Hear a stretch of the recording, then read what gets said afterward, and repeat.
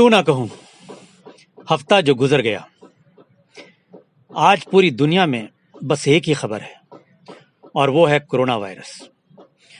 Corona کی وجہ سے امریکی صدر کی چاہے دن رات چین کو گالیاں دیتے رہنے کی خبر ہو، یا جرمنی میں ایک لمبے وقفے کے بعد کورونا کی وجہ سے بیچ میں بند ہوئی فٹ بال لیگ کے دوبارہ شروع ہونے کی خبر ہو، یا پھر کورونا سے متاثر ہونے اور اس سے مرنے والوں کی تعداد میں مستقل اضافے کی خبر ہو، یا پھر معیشت کو پٹری پر لانے کے لیے کورونا کے پھیلاؤ کے خوف کے باوجود لاک ڈاؤن میں نرمی کرنے کی خبر ہو، یعنی بس کورونا کے ارد گرد ہی ہیں ساری خبریں۔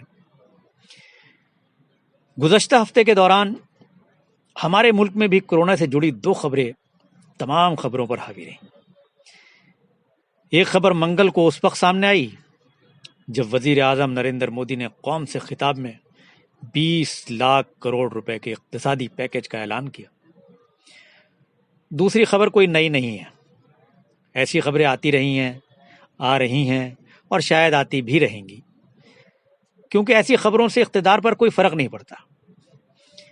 یہ خبریں ان گمنام غریب مزدوروں کے اپنے گاؤں واپس جانے کی ہیں اور واپسی کے سفر میں سڑک حادثوں میں ان کے جان جانے کی ہیں۔ ان خبروں سے اقتدار کے ایوان پر کوئی فرق نہیں پڑتا۔ نرمی کے کچھ نئے ضوابط کے ساتھ معیشت کی دہائی دیتے ہوئے ملک کے کئی حصوں میں جاری لاک ڈاؤن کی مدت بڑھا دی گئی ہے۔ اقتصادی پیکج کا پوسٹ مارٹم ہو چکا ہے اور معیشت کے ڈاکٹروں نے اس پوسٹ مارٹم کی رپورٹ میں صاف کہہ دیا ہے کہ اس پیکج سے سماج کے کمزور طبقے کو کوئی فوری اور سیدھا فائدہ پہنچنے والا نہیں ہے۔ بس یہ ایک بجٹ اعلانات کی طرح ہے جس میں منصوبوں اور اعداد و شمار سے کھیلا جاتا ہے۔ حکومت میں بیٹھے افسران اس فن کے ماہر ہوتے ہیں، جو حکومت چاہتی ہے انہیں وہ پروز دیتے ہیں۔ بہرحال سب سے بڑا سوال یہ ہے کہ کیا ملک کی ریاستی حکومتیں اور خاص طور سے مرکزی حکومت اتنی لاچار ہے کہ وہ ان غریب مزدوروں کو ان کے گھر نہیں پہنچا سکتی؟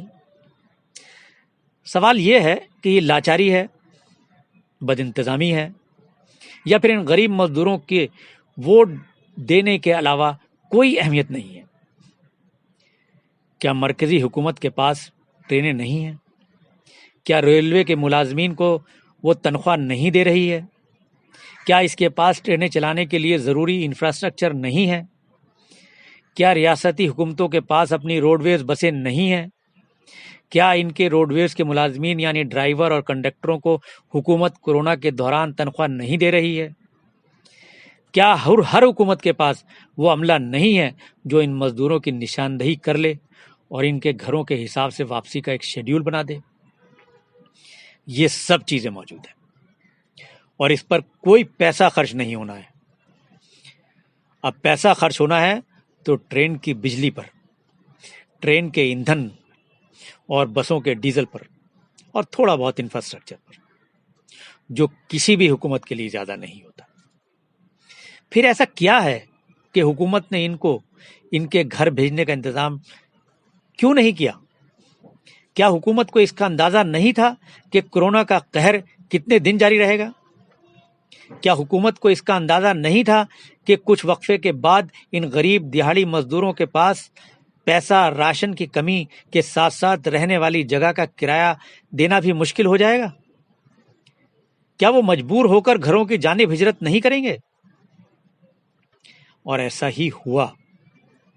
حکومت کورونا کو ڈیل کرنے کے تعلق سے ہر محاذ پر فیل ہوئی ہے، اور آج جب یہ مزدور پیدل، ٹرک، ٹریکٹر، سائیکل اور آٹو سے گھر کا رخ کر رہے ہیں تو کہیں وہ بھوک سے مر رہے ہیں، کہیں ٹرین کے نیچے کچلے جا رہے ہیں، کہیں ٹرک پلٹنے سے موت کا شکار ہو رہے ہیں، تو کہیں بس اور ٹرک ان کو روند رہے ہیں۔